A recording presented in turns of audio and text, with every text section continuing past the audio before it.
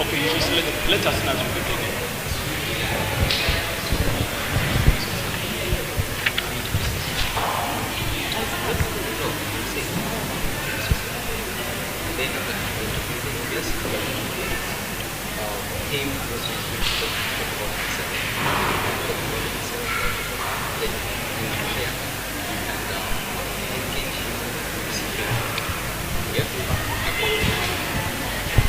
But we are getting that signal, right? We are getting that signal that we are starting. Like we're beginning because she's a bit nervous, but I told her she will go into the program as it goes. All right.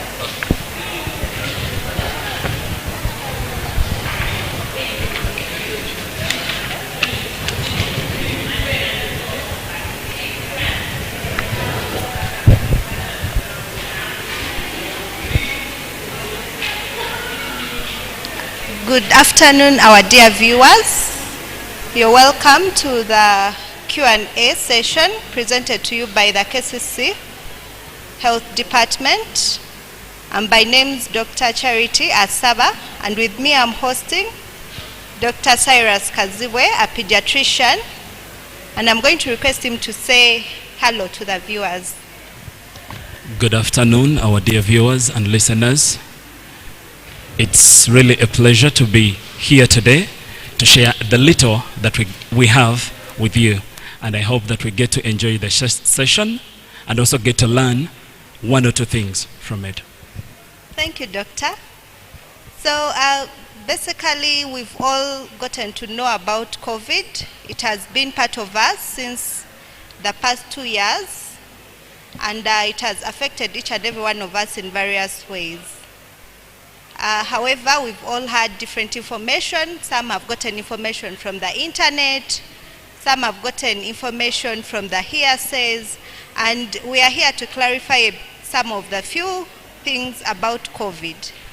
And I'm guessing we are all going to learn. So that being said, I would like to ask our dear doctor to kindly explain to us what COVID exactly is. Thank you so much. To begin, I believe each and every one of us has a different explanation as for what COVID is.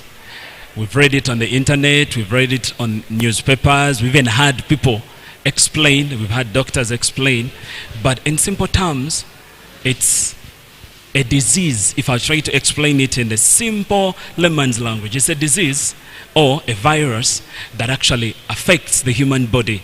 And it affects the human body in different ways. But most of all, or mostly, it has affected our respiratory system. Many talk about it as being airborne. Some of them talk about it as just being spread through the droplets from the mouth, when we breathe, when we cough, when we sneeze, all such things. So in simple terms, that is the COVID that people understand. So now, dear doctor, we've heard about the different variants coming up for COVID. We heard about Delta, we've heard about Omicron coming up now. So can you kindly tell us what exactly these variants are? What brings about these variants? Okay, when we look at, if we are to take it back to class, we study more about viruses and how they function and how they maneuver themselves, through the human body. When COVID-19 first attacked the human race, it was one strain or one variant that we knew. That was COVID-19, first discovered in Wuhan. So when it affects the human body started fighting back, because usually these viruses are fought back, or usually the immune system fights against these viruses because they can be easily taken out. Now, these viruses are also very smart. When they realize they're being defeated, now they start maneuvering, try to change their structure, try to change their way they function. So now, today, we are having those variants that have been coming in, and you see, they all come in not at the same time, but one after the other. When we had the first one in China, then again we had now the Alpha, we got the Delta, now today we have the Omicron. They're all coming one after the other, after the body or after human beings have found solutions to the first one or to the current one. I see. I think that's where these viruses, whenever they enter into the person's body, they tend to change depending on the person's system. So by the time it comes out of that person's body and it goes into someone else's body, it could have changed its format in one way or the other. Yeah, that is really true, because we all have, our immune systems are different. And the fact that our immune systems are different, we all react differently to these viruses. So look at it in this way. You find, if you're talking about fighting, you find somebody who has a machine gun, a big gun. One has a pistol, that's a small one. Then again, one now has these rocket, is it the rocket launchers and all that. So when an enemy attacks these people, they all respond differently. One with a pistol might shoot one bullet and all that, then the person can actually fight back. Now the other one with the rocket launcher, if the attacker is in a car, that car can be destroyed at once. Now these viruses to do the same. When it's in my body fights against it, it finds ways. And now when it goes to the next person, transmitted to another person, it might now attack using different tactics because of what it has experienced in the previous body. Thank you, Doctor. Now, this Omicron variant that we are hearing, how different is it from the other variants we've had before? Scientists have a lot of information as far as the Omicron variant is concerned, and data reaching us shows it's very much contagious than the first ones, but less severe than the first ones. So meaning that the person who is affected by this variant may not get severe symptoms like the variants we had before. Yes, that's an answer I would give. That's a big yes. But again, if I may add, viruses attack and it all depends on your immune system. We've also had minor cases of somebody getting Omicron and suffering severe symptoms, but on a larger scale, the bigger percentage shows that symptoms are really mild or not even that severe. That's why many countries have even lowered down their isolation days. Before it was 14 days, some of them actually are reducing it to 7, some are reducing it to 5, and you're back to work. I see. So we've heard about people telling us, put on your masks, you should be safe, wash your hands. Can you also enlighten us about how the COVID-19 virus is spread? Like any other virus, COVID-19 comes number one with your hygiene. Hygiene is one of the first things that we need to look out for.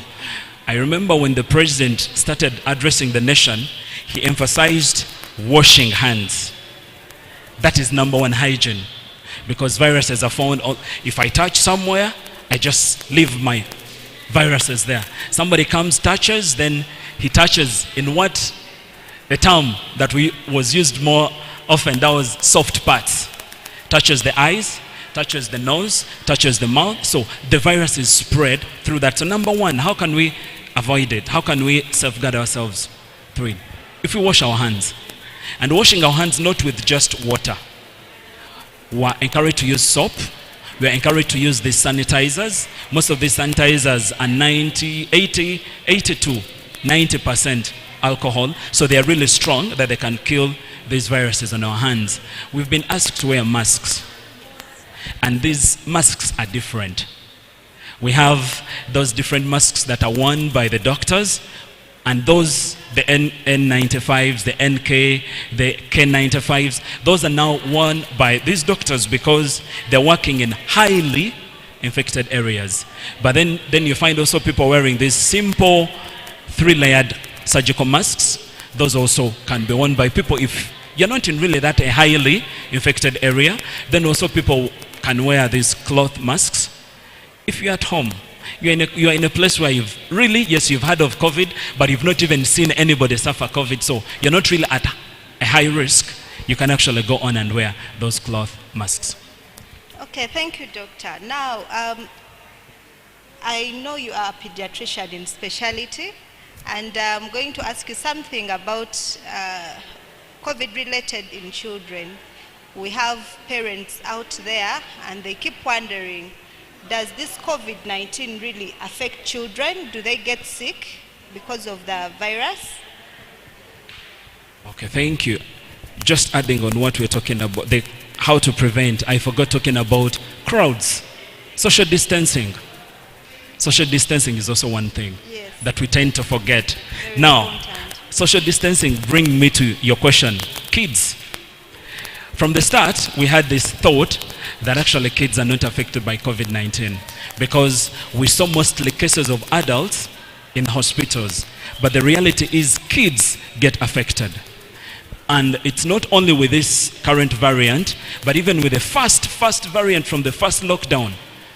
At the hospital, we had kids getting infected, kids testing positive, and many times we wouldn't have tested kids had the parents not tested positive.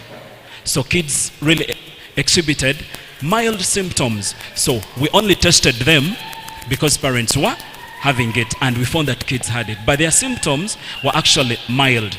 But again, there are also kids that have gone on to have those severe symptoms. But so in general, kids also get it. And if I add on this too, during the second wave, many of us believe COVID spread faster only because children were spreading it than the first one. Because when the schools were opened up, the children went back to school, and then now we're bringing these infections back home. Parents would wear masks outside there, but then when the parents came back home, would remove their masks, and kids were not wearing really masks then. So it was now easy to spread to their parents again and over and over. So in simple terms, you're saying that yes, children can be affected, and parents are the obvious sources of the virus to children. Okay, thank you so much. You're welcome. Now, I would like to know, we've had about different symptoms for this COVID-19 viral infection. Now, I would like you to clarify to us some of the symptoms that we can watch out for. Usually they tell us to, we've been telling people to measure their temperatures before they enter different buildings or different congregations. We've been telling people to sanitize. So I would like you to tell us, why do we measure temperature in people? What are the symptoms we are looking out for? Okay, thank you so much. That is true. We've been encouraging the use of the temperature guns, measuring our temperatures. But I'm not discouraging them. But I have to say this. I said at the beginning that we are dealing with smart organisms, or what do I call them organisms? These viruses are really smart. I would say they found out that actually we thought temperatures were the first signs. But now you find that many of the infected people don't actually show temperatures. Their temperatures are normal. I'm not saying stop checking the temperatures, go on, because there are those who really have those high temperatures, persistent high-grade fevers. So one of the first symptoms we knew was the high temperatures. Then we came down to cough. We came down to persistent cough. And this kind of persistent cough, there are different types of cough. I don't know how I can explain, but the COVID type of cough is more of a dry, persistent cough. That dry, irritating cough. You find somebody coughing and coughing, but nothing is coming out. A minute after the other, the person is calm for like 2-5 minutes, then again, it comes again. We used to mistake it for the allergic cough, but then even without wind, without dust, somebody is coughing. So cough, then we had flu.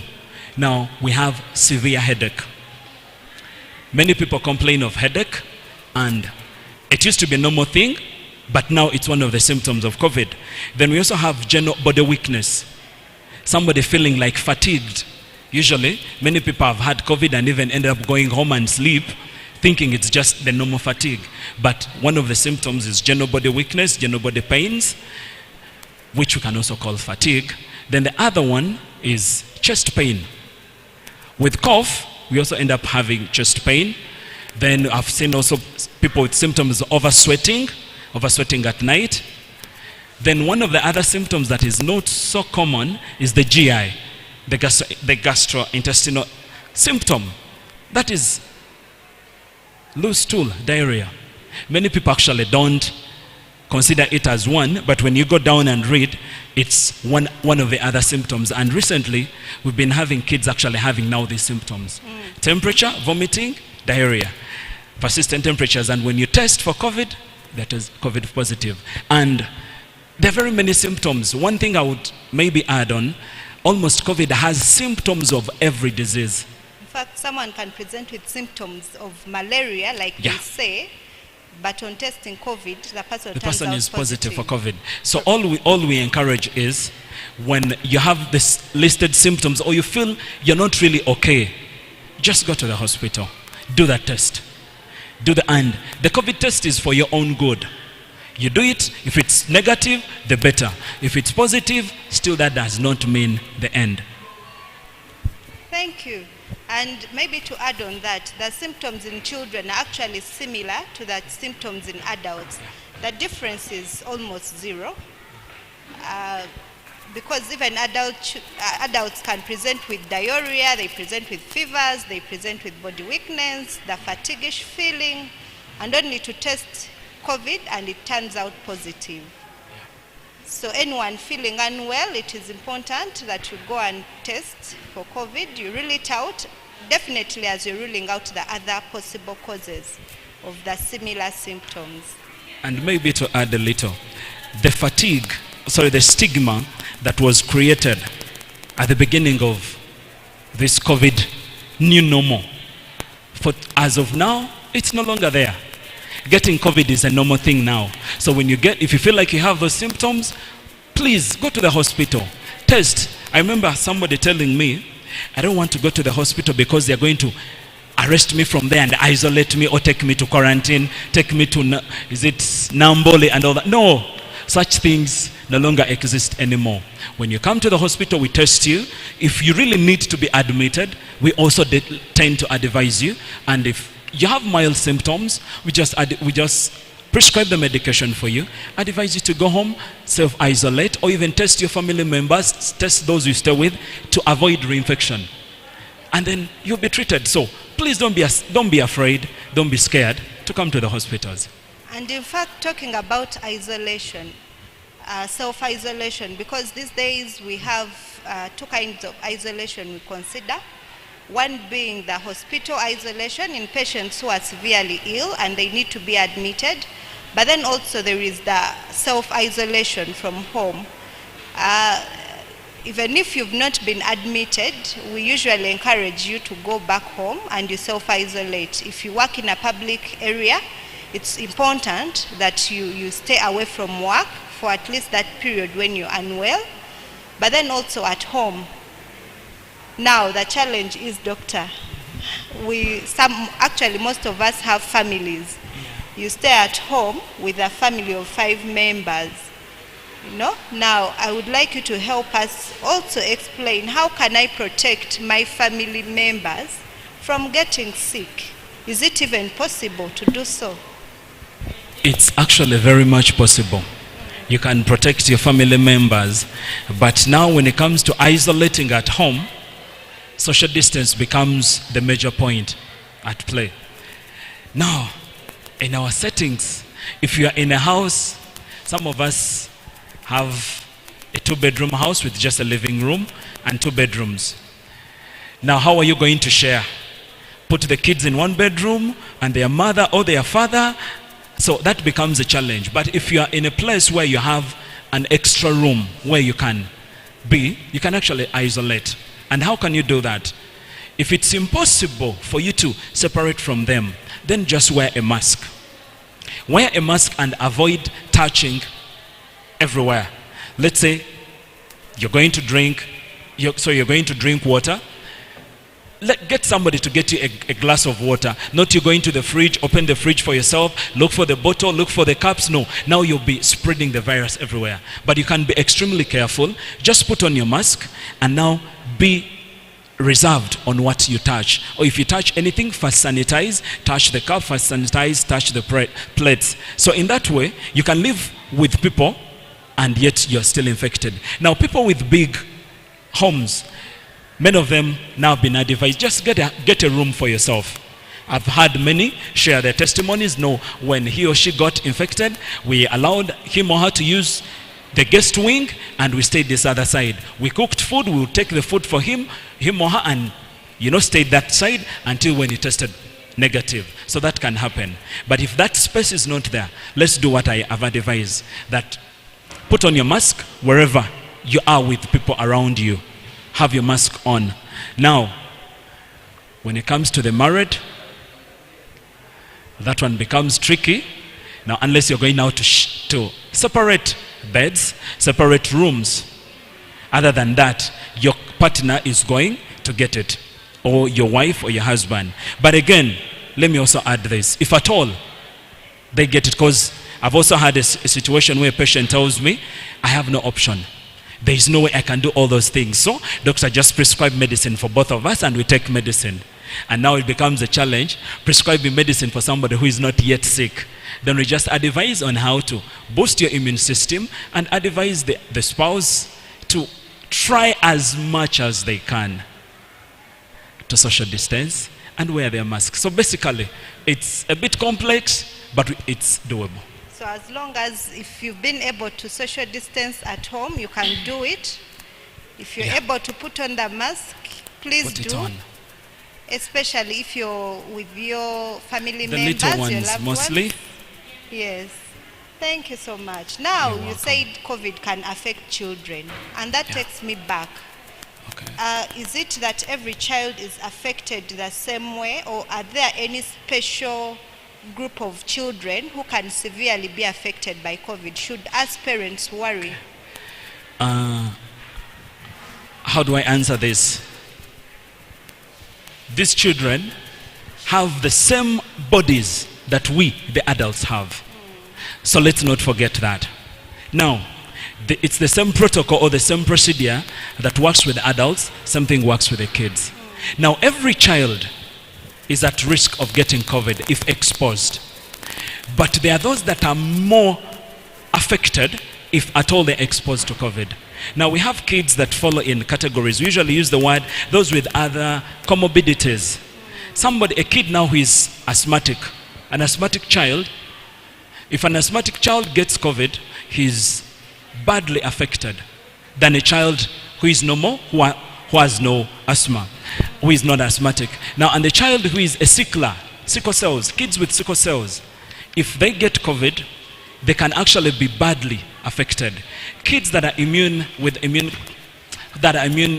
compromised immune system, kids that are born with HIV positive, these kids can be affected more severely. But again, I'm not saying that it's a must. I've also seen one sickler who actually got COVID, was in isolation for 3, 4, 5 days, and was jumping the next days. And then I've also seen one that actually went as far as being put on oxygen and had to spend 2 weeks on oxygen. And by the grace of God, she survived. So that is there. But with these other chronic diseases, let me say, are more so affected. So if we have them at home, let us try to protect them in a special way. Okay, thank you so much. Now, you've said kids can badly be affected, especially if they have those other comorbidities. And then you tell us that the only way we can protect these children, or we can protect ourselves from COVID, is you either wear a mask, get the vaccine, or social distance, of which some mothers are unable to do that from their children. Now, which age group of children can be able to put on masks? Is it possible for some of the children to get the vaccine? Okay. Can you clarify more about that? Yeah. Now, how can mothers safeguard their children? Yes, with the adults we wear the masks, and for the kids, recently I was reading and I got to find actually we have masks that can be worn by kids from the age of 4. So a child at the age of 4 can wear a mask. But try not to make them wear the mask the whole day. Because of course it's irritating. Yes, we the adults tend to wear them the whole day, but it's even to us it's irritating. Now to a 4-year-old, how will it be? So what do we usually advise? If the adults are wearing masks at home, let the kids go free. So long as they're within the compound, they're not mixing with other kids. But now when they're going out of the house, mixing with crowds, then make sure a 4-year-old, beginning from 4 years, when you go, those masks are there, those multicolored ones, the pink, some of them are pinks with flowers, blue with flowers. Yeah, kids can put them on. So you begin at that age, at 4. But like I said, if they're at home, they can at least live without them. But at least the adults, try to wear them, because we tend to spread it to them. Then now when it comes to vaccines, now that is research that is being done. But there's the common thing as far as Uganda is concerned, it's from 17 years and above. They're vaccinating people who are 17 years and above. So those below, they are still researching on how best to protect them. But then in other countries, like the US, as per what I was reading, they're actually considering everybody 5 years and above to be vaccinated. But that is not yet here. So don't say the doctor told us we take our 5-year-olds for vaccination. No. In Uganda, it's still 17 and above. So meaning in Uganda, vaccination in children has not yet been approved. Has not yet been However, as a parent, the parent can get the vaccine. Yes. In a way of protecting the children. Yes. Okay, thank you so much. Now we've heard of the herd immunity. The HERD word, herd immunity. Is that going to end the pandemic? Or maybe briefly, before you even tell us if it's going to be able to end the pandemic, what exactly is herd immunity and what can you say about it? Now, herd immunity became a topic mostly when vaccination began. People were like, let's all vaccinate and pray that all our bodies now react, or the immune system is activated to fight the virus. Yeah. And now herd immunity comes in when, I would use the word, when your body has been activated to a level whereby, yes, you can get COVID, but it will be like any other normal virus that is affecting you. So meaning you've gotten sick before and your body has been fighting against it. Your body has been sensitized. So it's more so prepared for the next attack. Because there is a saying in English, if I'm not mistaken, once bitten, twice what? So you prepare yourself. There is that preparation you make. So the body is in a way prepared. So that is what you can simply term as herd immunity. But that alone cannot stop the pandemic. Because not everybody, it has been always estimated, they've been giving time maybe after these months, but of course there is going to be somebody who is not yet, whose body has not yet been activated. So when they get that virus, it might not treat them well. So meaning even if I've fallen sick of COVID before, it shouldn't stop me from getting the vaccine, right? When you've fallen sick, we usually advise, or data usually shows, that you take at least 3 to 6 months to get the vaccine. Because within those 3 to 6 months, after having recovered from COVID, your body actually that period, the body is strong enough to fight it off again. So after that, you can get your vaccine. All right, thank you so much for that information. Now, we've heard about adults getting affected, getting some conditions after suffering from COVID. Is it the same to children? Do children also get those post-COVID effects? And if so, what are some of those conditions that we can watch out for in children who have suffered from COVID before? Okay, like I said, our bodies are all the same. The difference is the age, the level at which our organs have developed. That is usually the difference. So, side effects are there. Some of them are short-term, some of them are long-term side effects. And in kids, they're also there. Now, some of those symptoms are, you're going to find persistent headache.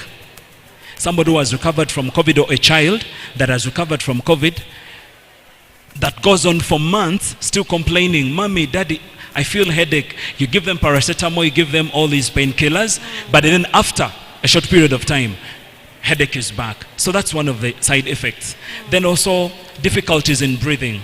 Like we said, COVID mostly affects the respiratory tract system, the respiratory system. And one of the things it affects is the lungs. Our lungs, if I'm to use the term, our lungs tend to,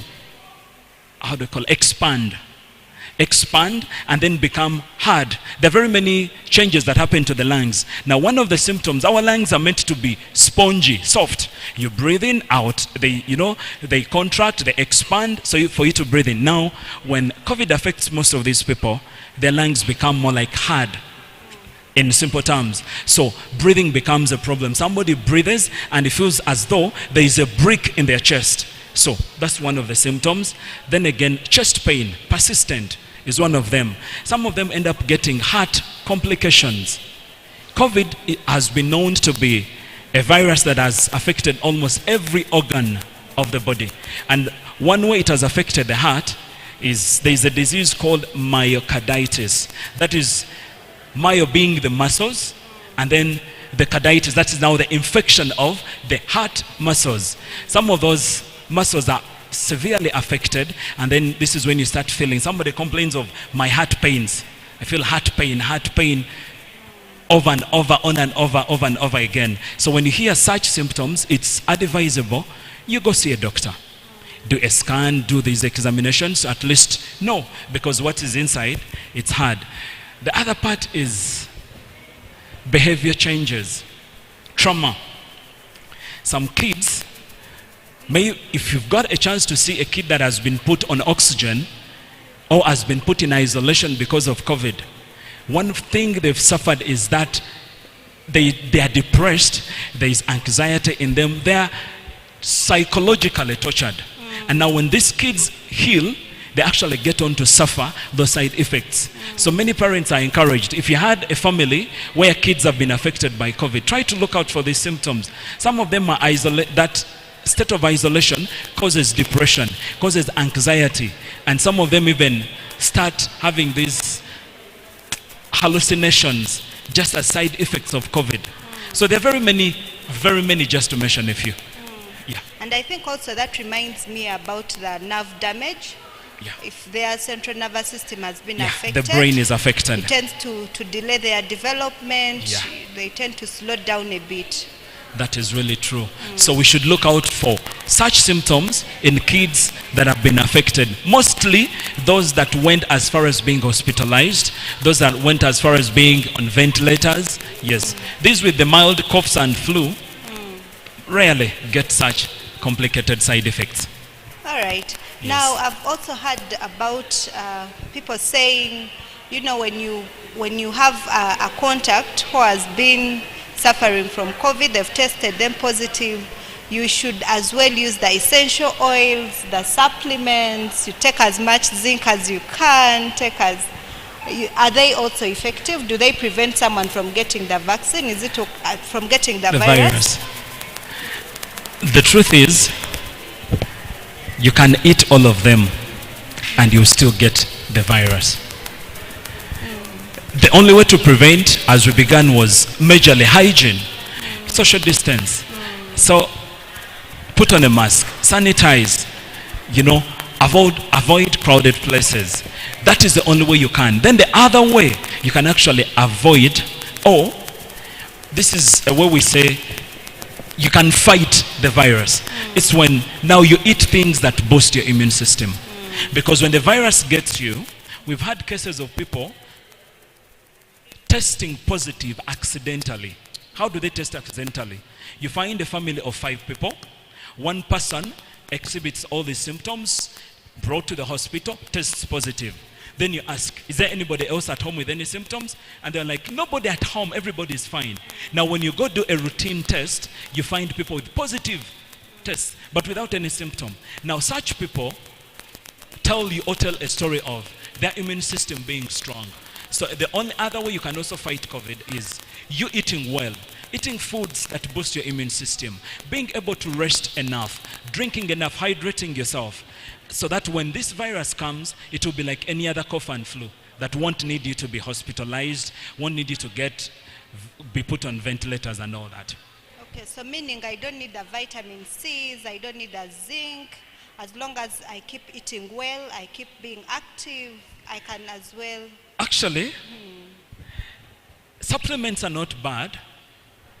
Vitamin C, zinc, but if we eat things that are fruits, these fruits that contain citric acid, the vitamins, then you won't need. Eat pumpkins, eat the greens. You won't need supplements. But then if you find yourself lacking in such areas, then we encourage you not to go for the antibiotics, not to go for the antivirals, but at least take zinc as a supplement. Take vitamin C as a supplement. Take vitamin D as a supplement. That one is okay to boost your immune system. So now you talked about testing family members. If someone tests positive, as a contact, I should also go as well and test, right? So now does that mean that if I went to test and my test is negative, am I safe? Does that mean that I don't have COVID? Because if you have somebody at home, let me say, who tested positive, and then you're asked to go for the routine testing and you found negative, that does not entirely mean yourself. That means you've been saved for now. So meaning you need to be more careful, or be careful the more. Keep social distancing from that person who is infected. Wear your mask when around him. Try to wear your mask when around that person. Sanitize always. So basically, you don't have to stop everything that is required. You have to maintain the SOPs, much as you're negative and he or she is positive. So I see. Now we need to sanitize. I've heard people saying that, can I also take alcohol? Can I take alcohol? Will I have sanitized myself systematically? Should I inject myself with these things so as to be safer, more safer than someone who is just washing their hands with? Okay. Now, let me use this example. When you go, take your time. I'm not sending you to buy, but you can just go through these liquor stores. Just get a bottle of these wine bottles. Look at it. You're going to find that the percentage of alcohol in them is usually 7% to 15%. The highest I think I've had is 32%. Now, that alone is dangerous. Now, these sanitizers we use contain 80 to 90% alcohol. Now, that is fire. Now, if I don't see how you convince yourself to drink that fire and pour it inside you just to avoid COVID. So that will burn you, and at the end of it all, you will die faster than when you would have died with COVID. So drinking these sanitizers won't help. The best way is using them as required, washing your hands. And also saying, let me drink alcohol. Then also the science shows these wines, the alcoholic percentage in it is not strong enough to kill the virus on your hands. And the level that is able to kill the virus on your hand is actually very much dangerous. It's like pouring, like I said, fire into your intestinal tract, into your GI tract.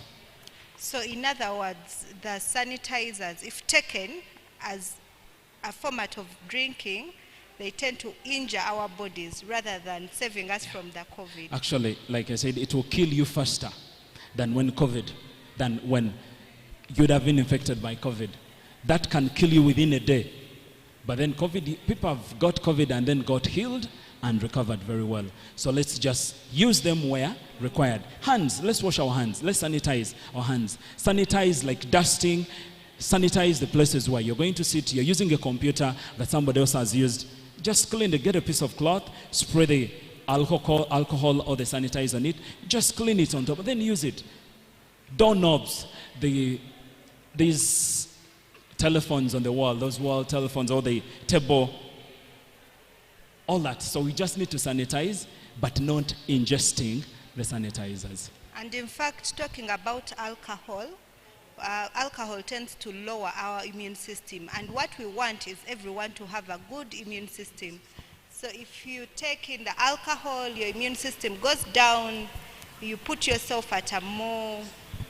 Actually, it's more risky to do so. Yeah. Okay, so now, meaning alcohol cannot help us prevent from getting COVID, right? Drinking won't help you.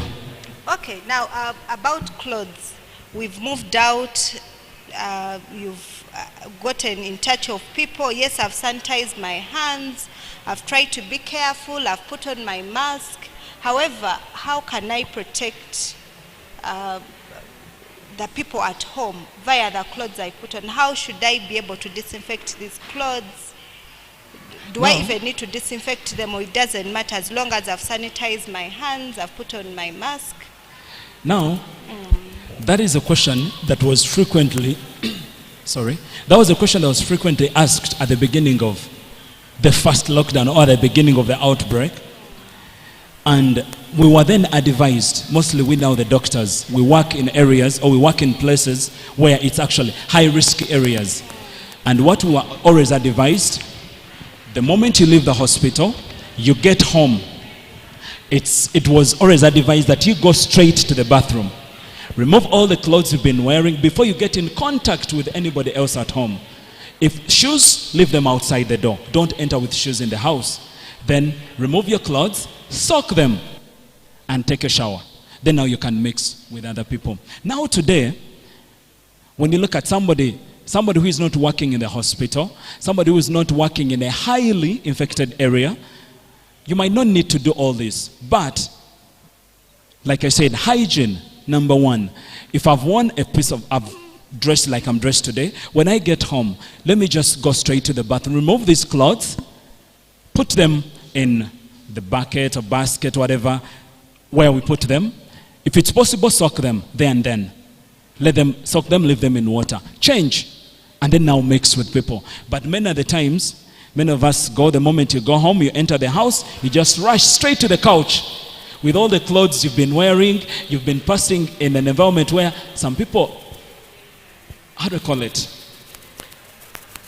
adamantly refused to wear masks. So they've been coughing, they've been sneezing, and all these droplets have fallen on your cloth. Now when you go back and sit on your sofa, your kids are going to come, they're going to touch on the same sofa, they'll be touching their nose, they'll be touching their eyes, now you'll be spreading it. So it's advisable, judging per where you've been, better remove the clothes before you interact, or before you start going to bed, before you start sitting on the couch, change what you've been wearing, and that will help you. All right, now we always do our daily shopping. I go to the market, I buy my stuff. Can COVID be spread through these things I bring to my home? That is one of those, we call them the myth of COVID. Now, how does it spread? We talked of money. We all talked of money. COVID is spreading through money. I come, I give you money, you touch, you take. I'm infected, I get my pockets, I give you the money. Now you touch it, so you have it in your hands. Now if you touch the apples you're buying, it came from me, it goes onto the apple you're buying. Now that apple has the virus on it. Now you give it to your child. So it can spread that way. But those are rare cases. Yes, it can happen, but the percentage of that happening is really, really low. That's why you're encouraged. As you're entering the supermarkets, sanitize. As you're going out of them, if you have your hand sanitizer, sanitize. If you're given money, it's better you sanitize after touching that money. So it can be done, but it's very, very much rare. So meaning even if I just wash my fruits and eat them, I'm safe to go, right? Gone are the days when it was so scary that we had to also like soak them in hot water. You buy your apples, get home, boil your water, put your apples in water first. Because it was scary, but at least now we know how you can avoid. When you look at the way it's handled in the supermarkets and the way you also handle it before you get home, you just wash it, clean it, and then eat your fruit. All right. So now this takes me back to so this takes me back to the other preventive measures for COVID. can you help us clarify on how we can, apart from what we've talked about, the wearing of masks, the social distancing, the sanitizing, how else can we prevent ourselves from getting COVID? Are the vaccines the way to go? Okay. Now, like we said, the first and the major principle is your hygiene. When that is done, the next step is we've now been introduced to vaccines. Vaccines have been introduced, and to me it's not something new. We've been vaccinated from childhood with the measles, chickenpox, hepatitis B, what and what, all that. And now COVID vaccines are here. COVID vaccines, to many and to many scientists, were seen as the solution to the pandemic. These, when you look at it, they were still categorized as emergency vaccines, vaccines that were prepared within just 1 year, and they needed a solution to control the spread. Yes, data shows that actually after getting, let's say you've got AstraZeneca, the 2 vaccines, you're actually protected. Statistics shows data shows 90 to 95% with the second, after getting the second jab at least 12 weeks. What does that mean? It does not mean you're not going to get it, because it has said 90% or 90 to 95%. So there's a 5% chance. But when you get it, people that have got it have exhibited mild symptoms. Some of them don't even need any hospitalization. So to me, it's a solution. It's part of the solution to the pandemic. And if you were to ask me, I keep encouraging people. If you don't have any other issue, you're not reactive to any disease, you're not currently sick, because usually when your immune system is already affected, we advise at least wait when you're stable, when you're healthy enough, get the vaccine. So if you don't have anything, please go get the vaccine, because at least it will protect your body from the severity or from the severe symptoms. Okay, so meaning I can still fall sick. However, even if I'm sick, I cannot get the severe symptoms like someone who has not been vaccinated. That example goes for measles. We immunize kids, they're immunized against measles, but then you find these kids getting what? Getting measles at the same time. But a child that has been vaccinated or immunized against measles, when they get it, actually show mild symptoms than a kid that has never been vaccinated, and many of them actually end up dying. So that same thing applies to these COVID vaccines that we are getting today. All right. Now, are there any drugs that can prevent someone from getting COVID? As of now, so far I know none. But there are very many drugs out there that people say do control or do protect you against COVID. But personally, and as per the research shown, there is no drug categorized as one that prohibits you from getting COVID. But most of these drugs that are out there just support the immune system, or they're immune boosters. Things that help you that even when you get COVID, you won't be that much severely affected. All right. Now, some of our viewers are parents, and children are going back to school, so I'm sure they are having lots of questions about COVID. What information can these parents give to their children? What can they talk to their children about COVID? One, COVID came with stigmatization. So parents, as our kids are heading back to school, one thing I would say, just tell them COVID is any other disease. So when a child gets symptoms, they shouldn't hide.